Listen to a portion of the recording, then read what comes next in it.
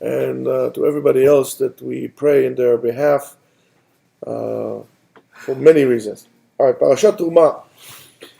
The parasha, the Torah says, "Ve'asu Aron atzei shitim amatayim v'chetzi orko v'ama v'chetzi rochbo v'ama v'chetzi komato." And they made a cupboard, which is the tabernacle, and they made it of atzei shitim. Anybody knows how you say atzei shitim in Igles? Nope. Acacia tree. It's a by the way, very fascinating tree. And it's very good if you're going to make tea. It's very healthy to make tea out of the real acacia tree. It's good for hormonal problem, for cholesterol, for reducing blood sugar levels. It's really an amazing thing. So here we go. Anyway, so it's a very interesting description. Seems a little bit benign, but still very interesting. But as you know that there's nothing that is just benign and interesting and just like this, there's a reason, a very deep reason, and believe me, it's a very deep reason why it says the way it was said. So, Rabbi Hirsch, Rav Shimshon Hirsch, in his book Yeshurun, he wrote a great length on that matter. And what he wrote is the symbolic character of the Mishkan in general, and especially the symbolic meaning of the materials in which the Mishkan was built. If you can get that sefer, terrific. You should look into it and get it. I love Rav Hirsch, it's terrific. In his Perush of the Torah, he explains the psukim based on the conclusions that he had reached from all of the things that he wrote, and he wrote a lot about this. We're going to try to deal with the concept of the material in which the Aron, the covenant, the ark, was made of. Indiana Jones and all that stuff. It's a cool movie. Anyway, so in his symbolic meaning, or his interpretation of what's called Atzei Shittim, Rav Hirsch writes the following, and I'm quoting, "Ha'etz hu bederech klal mashal legdila ulefricha matmedet vegoveret." Remember, we spoke about men and trees and so on and so forth. Rav Hirsch says is the following, that the symbolism of a tree is usually as an analogy for growth, for blooming, and for an ongoing and invigorated growth, whatever that means. It gets bigger and bigger. And you could look further in Masechet Rosh Hashanah in Daf Chav Gimel Amud Aleph. Together with that, there's of course the symbolism of power and greatness.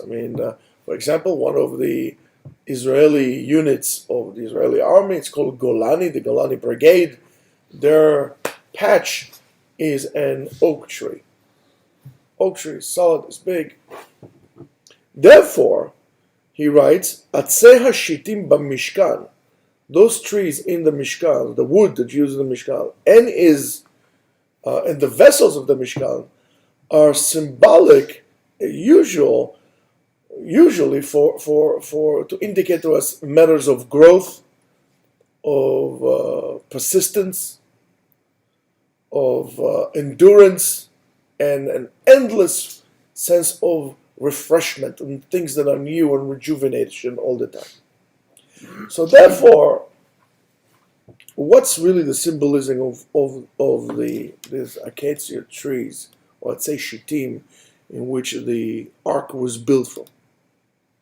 And what he writes over there, Hamidah hanikeret shel hitpatchut v'hitkadmut ve'atmada, the ongoing quality and the noticeable growing quality of development, of progression, of dedication, and that refreshment that we said. What has to do with anything? What does it have to do with the Aron? It's very nice, but maybe he could have saved this for the end, of Parashat Shoftim, Ki Adam Etz HaSadeh. Save it over there. Why do you have to say it here? So Rabbi Hirsch, yeah, nice one, huh? You know what he did? So Rabbi Hirsch gives here a tremendous reason, and he says that the symbolism is not for the Torah. The material in which the Aron was built, the ark was built, is not for the Torah. And I'm quoting, it says, HaTorah nitna liYisrael betzura kvu'a ushlema. The tablets, the Torah, was given to Am Israel in a permanent and complete form. Veluchot ha'edut, and the tablets, luchot evenehem, they're made out of stone. Yachad hem me'avim kubiya shlema ha'asuya mi'ever. Together, they are a perfect square that is made out of stone. The length of each one is 6 tfachim. 6 tfachim, every tefach is about 10 centimeters, 6 tfachim. The width of it is 6 tfachim, and its thickness 3 tfachim. So 6 by 6 by 3. Therefore, together, both tablets are a square, a cube of 6 by 6. In other words, 6 tfachim, 6 cubic tfachim, which is Amah al Amah, an Amah, which is 6 tfachim on Amah, and Amah hi hagdola shebemidot haorech, and Amah is the longest in the length measurements, not the distance, length measurements that we have. It is the biggest, and you could look into it further if you want to look further in Masechet Bava Batra in the Yudaled Amud Aleph. Now, the tablets were made out of stone, and he writes Kubiya Shlema, excuse me, a complete square, a complete cube, not square, cube, in order to teach us something. To teach us that the Torah is kavua, is permanent, is a rock, it's stone, it's permanent. Vehen al heyota shlema, and on the fact that it's a complete form, in other words, a cube. It's a shape of, it's complete. Heyot haTorah kvu'a v'shlema, since the Torah is complete and it's permanent. In other words, we don't need to add anything nor subtract anything, and it's permanent. That's it. The way it is, that's what it is. It's written in stone. It's written in stone. So, for sure, that concept pushes away any kind of development or progression. So they can be referring to the Torah. So therefore, if it's not for the Torah, what's the Atzei Shittim in which the ark was built for? Who is it for? Continue Rav Hirsch and says the following, and I'm quoting, Lo haTorah meshulakan le'etz. The Torah is not refers to the tree that grows, but rather us. Us. By the Torah, you could and you must develop. You must progress to refine yourself, to develop, to be able to go up higher and higher, to become better all the time. Ein ketz, endless. Ein ketz. That's what you need to do. Israel mekabel et haTorah, the Jew receives the Torah, al menat sheyaseh al yedei haTorah. He receives the Torah, and that's what I told those guys yesterday, but they're not here, so.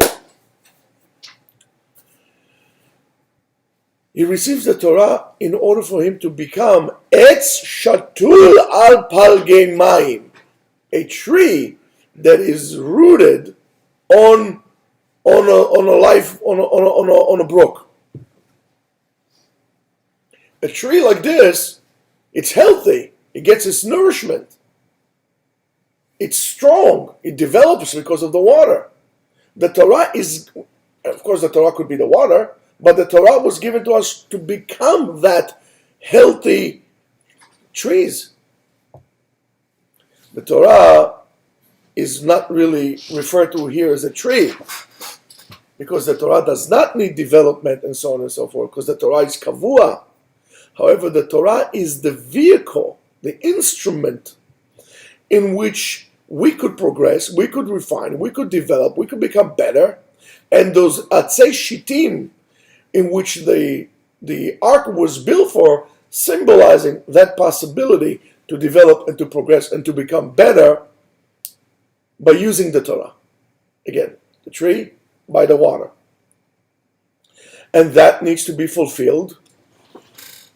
And because that's the reason. Why? Because as I'm quoting what he said, Israel mekabelet haTorah al menat sheyaseh al yedei haTorah le'etz shatul ha'pamayim. You receive the Torah, in other words, the Torah to nourish you. If you're the tree, the Torah is the water, it needs to nourish you. That's why, and the reason is for you to become better. Now, you might understand, and we said it a million times, why a person cannot use the Torah as an instrument to promote his own agenda for his own benefit. Because then you are violating the purpose in which the Torah was given. You're using the Torah to promote yourself, not to develop yourself. And that's a very big sin. In other words, the Torah is not an instrument for you to make money or to become famous, it's to become better. There are many ways to become better, different stages of development. We're not going to get into Erickson right now. But the different stages of development that we have to go while we learn Torah. And we could see it, lilmod, lelamed, lishmor, la'asot, l'kayem. These are the stages of development. Let's count. Lilmod, lelamed, lishmor, la'asot, l'kayem. Okay, 5. Erickson is 8. Okay, let's end it. Anyway, so, and that is, that task, it is hinted by, of course, as we said, by the material in which the ark was made of. The Torah is eternal, and the mitzvot are eternal. They're forever. And therefore, we cannot change any word from the Torah. And if you take that and you understand, you see how pathetic the argument of all the other religions that came from Judaism, that said, oh, the Torah is obsolete, whether it's Islam or whether it's Christianity. The Torah would not change. When God said to us, you are my people, God is not a liar. He does not change his mind. His word is word. It's written in stone. So we need to understand that. Now, when a person does that, right, when a person does that, and he becomes better and better and better, right, he reaches his goal. Now, the Torah was given to us for that purpose also because there is something greater than that. And that's what the Mishkan was doing. The Mishkan was doing, it was basically giving us a certain ability, even when we don't have the Aron today and the Mishkan today, but give us a certain ability to do that by harboring the Torah inside of us, of course. And when you do so, you receive what we call a simcha shlema, the true joy, the true happiness. And what that is, hashrat shechina. When you become, you get Ruach HaKodesh, HaKadosh Baruch Hu dwells His glory upon you. You all of a sudden understand. And that's not something, that you could wake the dead. I'm just talking about even little things that you all of a sudden understand things. You get clarity. Somebody might tell you things for years upon years upon years upon years. All of a sudden, this little guy tells you Dvar Torah, and all of a sudden, oh my goodness. If I would only understand that years ago, I would have been somewhere. And now that you understand it, in a way you get enlightened. That's Hashrat Shechina also. It's a small thing, but it's still Hashrat Shechina. And not necessarily the small light sometimes in the great darkness creates a lot of light. It's very effective. Yes, so there are lights like a match, and there are lights like, the stadium things, and their lights like the sun. But in a dark place, it's enough for a little candle or match to make a great light so you can see what to do. So sometimes you get this Hashrat Shekhinah, this divine dwelling upon you from a guy who is that small and told you something about Torah, and you're like, wow. You don't need the sun, and you can get near the sun. The sun will be those big chachamim that we had. It's like sometimes they're just too good for you. But the Torah was giving us to do that, and we need to understand that. The true simcha is when you understand. I know Kung Fu. You understand it all of a sudden. That's tremendous joy when a person learns Gemara or learns Devar Torah, and all of a sudden he gets it. There's nothing to compare with this. Nothing. And when the parasha says ve'asu li mishkan ve'shachanti betocham, and they made me mishkan, they should make it. Akadosh Baruch Hu, God tells us, you make ve'asu. It means all the time, not only one time and for all the time. And it says, Kechol asher ani mareh otcha, whatever I'll show you now, et tavnit ha-mishkan, ve'et tavnit kol kelav, ve'chen ta'asu. Am I supposed to build the Mishkan now? So it comes Rashi and explains what's in short. He says, ve'chen ta'asu means let dorot, for generations to come. It's not necessarily that I have to build the Mishkan, and that's why it comes Rav Hirsch and he explains this to us. We have to imitate, in a certain way, the building in the Mishkan in order for God to dwell into us. You need to cleanse yourself. You need to appropriate yourself for God to dwell inside of you. Well, that's work. I mean, whether you are a Republican or you're a Democrat or whatever it is, unless you're an idiot, but even if a president, whether it's Trump or Obama, would say, excuse me, I'm coming, even Obama, Barack Hussein, even though he's not a president anymore, he would say to you, Mr. Z, I would like to come to your house. You say, oh, sure, it will be an honor for me. And I can tell you, if he tells me that, it will be an honor for me. For what he represented as the President of the United States. Whether I agree with his policies or don't agree with his policies is not important. And you think I'm just going to leave my house like this? I'm going to clean everything. Even in places that for sure is not going. You would clean your house in case it's going to tell you, excuse me, can I use your bathroom 1 second? And then all of a sudden, you're going to clean everything. So that's for a person who is basar vadam, flesh and blood, a person. Alachat kama vechama, even more so, if HaKadosh Baruch Hu wants to dwell inside of me, don't I have to clean the perimeter? I'm going to clean not only the house, I need to clean around the house.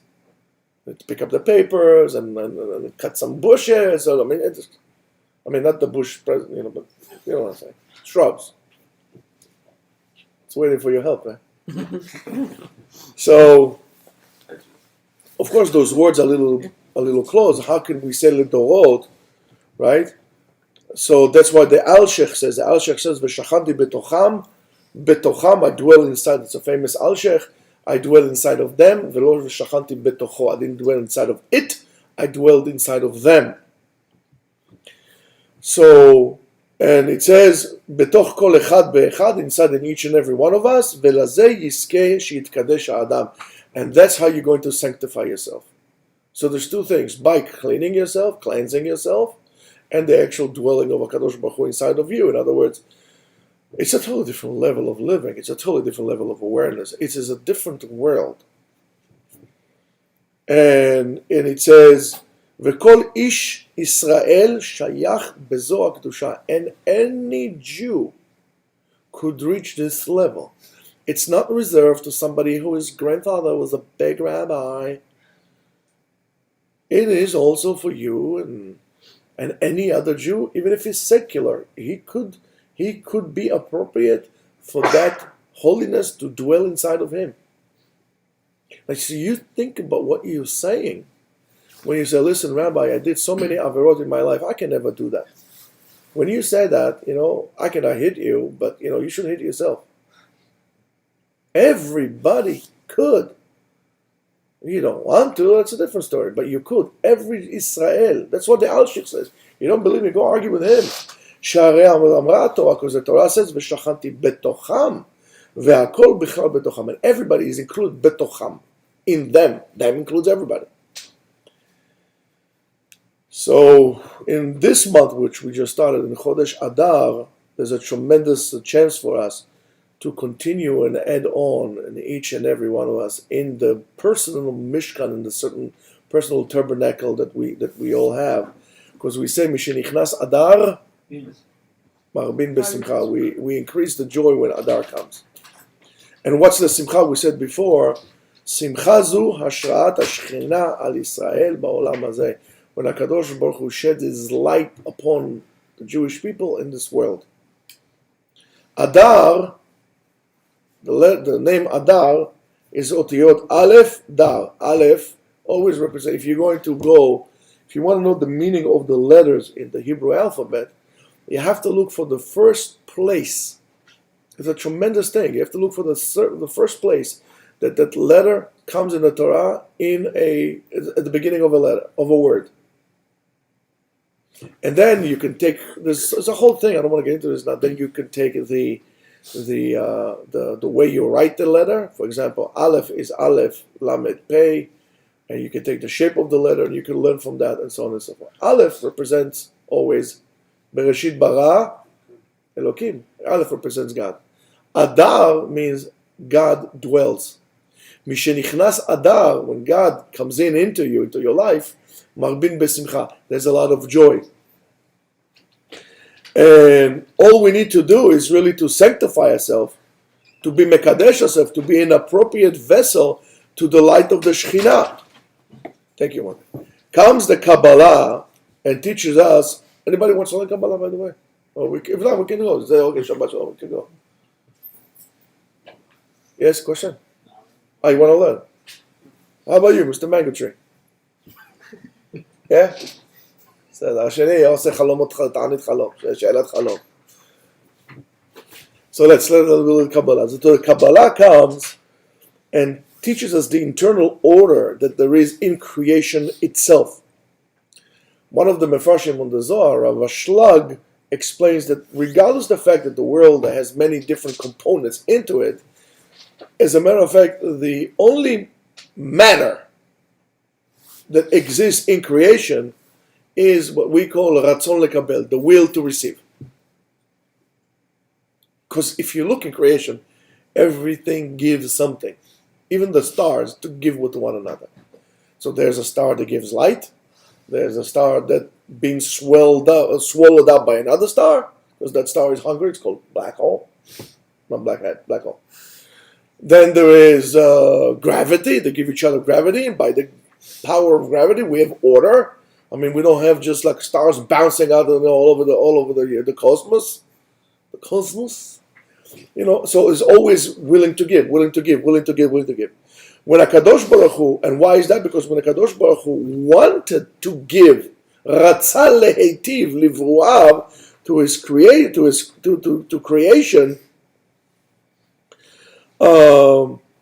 he said, okay, I want to give, and I have a lot of good to give, and I have a lot of abundance to give. So the only thing that was missing was the receivers, and the receivers would have been us and the whole entire universe. And in the first reality, what we had, or what we call it Pashtut Ensof, when Kadosh Baruch Hu is called Ensof, endless. So it was basically the whole entire being, and it wasn't even the universe. It's. I'm telling you the truth. It's too abstract for an imbecile like me to understand that. What does it mean if there's no place? Because it's hard for me, because I'm a creature of a place. But there's no place. So God was all over. God is still all over, but in a much more condensed way. For example, you see my glasses? Pretty nice, right? Nice glasses. Well, where's this matter came here to form the glasses? We can go on and on, and or the stender, or this cup, and the water, or atom, or or Ari or anybody else here, or the chairs and the tables, everything has a divine particle in it. It's just in a very condensed manner that would allow us to operate, right? So that is inside of us. So at the time when it was the first reality, when the light of Ein Sof spread up all over, and that machshava, that thought of wanting to do good, also was the vessel of that could hold this whole entire thing, which we call the universe, was also created and also started to expand. The universe is a thing, and it's a vessel that holds all creation in it. So together with that, it came. So you see that the speed of light, argument's sake, right, or light, when light spread, together with that, the universe spread. When HaKadosh Baruch Hu spread his light, and what was that light? Willing to give, and in order to give, he created that chisaron, that lacking in everything in creation, in order to receive. Because if you want to say, I don't want to receive anything from Hashem, that's very good, you're dead. You can't maintain yourself. You can't generate yourself, life without God. If God wants it, you would live until 300 years, and if God doesn't want it, you're not going to live 3 seconds. It's all from Him, whatever He wants. So that kli, that vessel, it's called haratzon lehenot, or what we call haratzon lekabel, and the universe receives. So that's basically the universe. And that vessel was built and arranged in an order of 4 different levels that really combined it all together and create that vessel itself. And every layer of it is really surrounding the other one. So it's a circle within a circle within a circle within another circle. And we need to understand that there's no way to, what's called hitgalgelut haor, to move about with the light until it's going to come through this world down, and it's going to go from this level. And these are the worlds that we have. And we have the world of Atzilut, and then we have, who said? You said Atzilut. What we have after that? Bria. Then we have Yetzirah, and then we have Asiya. We are in Asiya. Atzilut, mishum shehe'etzil, HaKadosh Baruch Hu, kind of shadowing the light on that vessel, and then it goes down from Atzilut. Filter is down to this one, filter is down, until we get to our world, which is Olam HaChomer, is Olam of Chobriyut, of materialism. But we need to refine it and then basically reflect it back through something, through something, and that will be our job. Now, those 4 different levels also parallel with the 4 letters of the Tetragrammaton. In other words, the Yud K Vav K, and also are arranged in the levels of creations that we have. We have the domem, solid.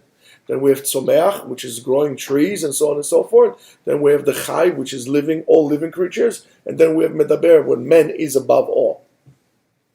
So the domem will be down, and then Adam will be on top, and that would correspond also with that. So in a way, when we say Yaseh Adam b'tzalmenu chedmutenu, right?